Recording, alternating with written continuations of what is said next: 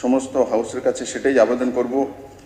এই রাজ্যে যে পলিটিক্যাল মার্ডার শুরু হয়েছিল, কে শুরু করেছিল, কিভাবে শুরু হয়েছিল, এবং আজকে এই সরকার আসার পর 3.5 বছর পর্যন্ত একটিও পলিটিক্যাল মার্ডার নেই।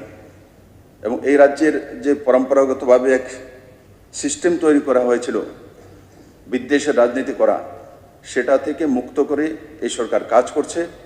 আমি বলবো না যে সব কিছু শেষ হয়ে গেছে, কারণ কি 35-40 বছরের একটা বিভেদ নীতি তৈরি করে জাত পাত পন্থ এবং যদি কোনো রাজনৈতিক দল করা হয় তা তাদের অস্পৃশ্য হিসাবে বিরোধীদেরকে দেখা, এটা পরম্পরা ভারতীয় জনতা পার্টি আইপিএফটি সরকার তৈরি করেনি। এটা কারা পরম্পরা তৈরি করেছে এই হাউস অবগত আছে, 37 লক্ষ ত্রিপুরাবাসী অবগত আছে।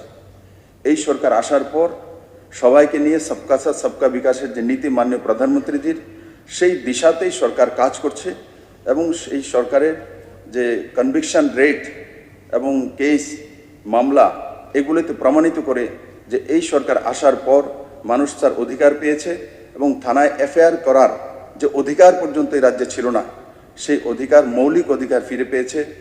আমি তারপরেই এই হাউসকে আশ্বস্ত করতে চাইছি, এই ধরনের রাজনৈতিক দলের মধ্যে সংঘর্ষ হোক আর যে কোনো নেশা কারবারি হোক আর বাকি সব যে মামলা রয়েছে, এই সবগুলোর প্রতি রাজ্য সরকার এবং গৃহ মন্ত্রণালয় সচেষ্টভাবে কাজ করছে। আমি সবার সহযোগিতা চাইছি।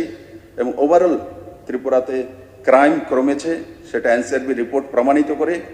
আর আমি বিরোধী বেঞ্চের কাছে, আপনারা নেই হাউসে, আমি বলবো যে ত্রিপুরাকে যাতে বদনাম না করা হয়। ত্রিপুরাকে বদনাম করার জন্য গিয়ে দিল্লিতে গিয়ে ত্রিপুরার বিষয় তোলা, তো ত্রিপুরার বিষয়ে কোনো ডেটা যদি থাকে তাহলে আমার কাছে লিখিতভাবে পাঠানো, কারণ এনসিআরবির ডেটার উপরে তো কোনো ডেটা নেই, সেই ডেটা আমরা তৈরি করিনি, সেটা সেন্ট্রাল ডেটা তৈরি করেছে।